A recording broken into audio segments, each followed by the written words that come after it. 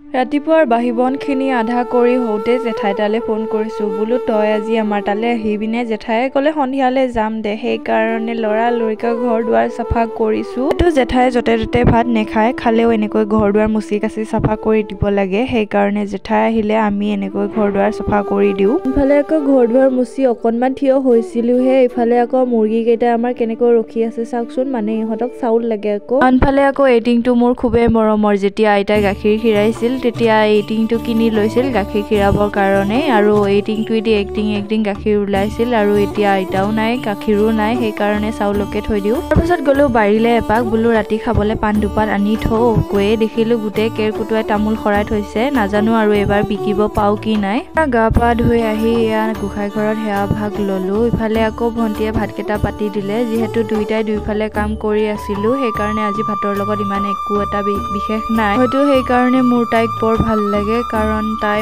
আন ছোৱালীৰ দৰে নহয় বায়ে কৰিব বুলি কেতিয়াও ৰৈ নাথাকে যদিও সৰু হৈ আছে বহুতখিনি বুজি পায় আনফালে ময়ো আকৌ মাটিমাহ কেইটামান ভাঙিব আছিল সেইকেইটাও ধুনীয়াকৈ ভাঙি মেলি থলোঁ বাহিৰত আকৌ ভণ্টিয়ে এইফালে নাৰিকল ৰুকি আছিল নাৰিকল কেইটা মানে নিজে নিজে পৰি থাকে সেইকাৰণে ভাবিলোঁ লাৰুকে বনাই থওঁ বুলি এবাৰ যিহেতু আমাৰ বিহু পাতা নহ'ব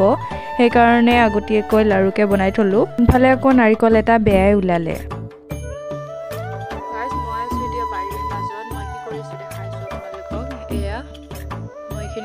চাফা কৰিলোঁ আৰু ইফালে আছে তামোল গছ বাঁহ গছ তাৰ মাজত মই এইখিনি ধুনীয়াকৈ চাফা কৰিলোঁ কিয় কৰিছোঁ ভিডিঅ'টো শেষৰলৈকে চালে গম পাব পাৰোঁ আৰু মই এতিয়া চাফাই কৰি থৈছোঁ ইয়াতে ধুনীয়াকৈ পানী চানী ছটিয়াব লাগিব জেগাখিনি ধুনীয়াকৈ চাফা কৰি থলোঁ তাৰপিছত এতিয়া মই কাটিম কলপাত আৰু এইজনীয়ে মোক কেমেৰা কৰি দিব দেই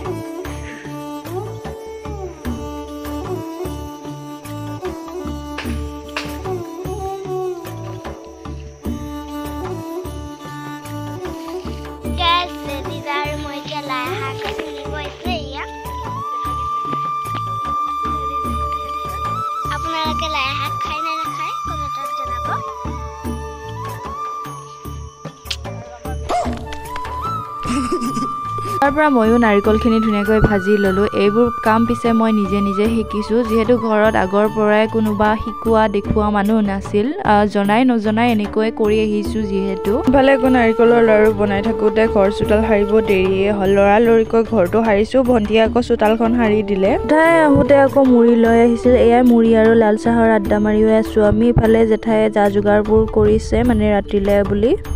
আনফালে আকৌ জেঠাই শাকৰ ভাজি এখন বনাম বুলি কোৱাত এয়া মই কাটি মেলি দিলোঁ আনফালে আকৌ গৰম পানীখিনি বাহিৰতে বহাই দিলোঁ জেঠাই আকৌ ঘৰৰে হাঁহ এটাও মাৰিলে পিছে মোৰ ঘৰৰ বস্তুবোৰ খাবলৈ বৰ বেয়া লাগে কিন্তু হাঁহকেইটা যিহেতু আইতাও চোৱা চিতা কৰিছিল আজি যিহেতু আইতাকো ভাত দিম বুলি ভাবিছোঁ সেইকাৰণে ঘৰৰে হাঁহ এজনী মাৰিব দিলোঁ সেইদিনৰ পৰা ভাবি থৈছিলোঁ ঘৰৰ নতুন চাউল আগবঢ়াই দিলে প্ৰথমতে আইতাকে দিম বুলি আৰু যিহেতু ঘৰৰ ধান চাউলবোৰ আইতাই গোটাইছিলে সেইকাৰণে প্ৰথমতে আইতাকে দিম বুলি মই ভাবি থৈছিলোঁ যিখিনি পাৰোঁ নিজে গোটাইছোঁ ক'লে যিহেতু বনাই মেলি দিব ভাল নালাগে সেইকাৰণে জেঠা জেঠিকো মাতি দিছিলোঁ ইফালে আকৌ জেঠাই মাংসখিনি বনোৱাত লাগিলে ভাত দিবৰ কাৰণে আৰু জেঠাই এনেকৈ কলৰে দনা কেইখনমানো বনাই দিলে যে জেগাখিনি চাফা কৰি থৈ আহিছিলোঁ সেইখিনি জেগাতে জেঠাই এতিয়া পানী চানী ছটিয়াই চাকি তাকি জ্বলাই আইতালে বুলি ভাত আগবঢ়াই দিলে বহুত দিনৰ পৰা আশা আছিল মোৰ আইতাক কেনেকৈ ভাত দিয়া ফাইনেলি আজি পূৰণ হ'ল আজি নোহোৱা হৈ গ'ল জীয়াই থাকোঁতে কোনো দিন পুতেক বৰেকৰ ঘৰত বিহুই পূজাই ভাত এসাঁজ খাই পাইছোঁ বুলি আজিও ক'ব নোৱাৰে এইবোৰ কথাই কেতিয়াবা বৰকে বেয়া লাগে তাৰ পৰা জেঠাই আমাক ধুনীয়াকৈ বাঢ়ি মেলি দিলে জেঠাই যিহেতু মাংস নাখায় তাৰ কাৰণে অকণমান মাছো বনালে এয়া আমি ধুনীয়াকৈ ভাত চাত খালোঁ তাৰ পৰা আৰু মই ভিডিঅ' চিডিঅ' নবনালোঁ কিয় নবনালোঁ নেক্সট এটা ভিডিঅ'ত ক'ম বাৰু আজিলৈ পিছে আহিছোঁ।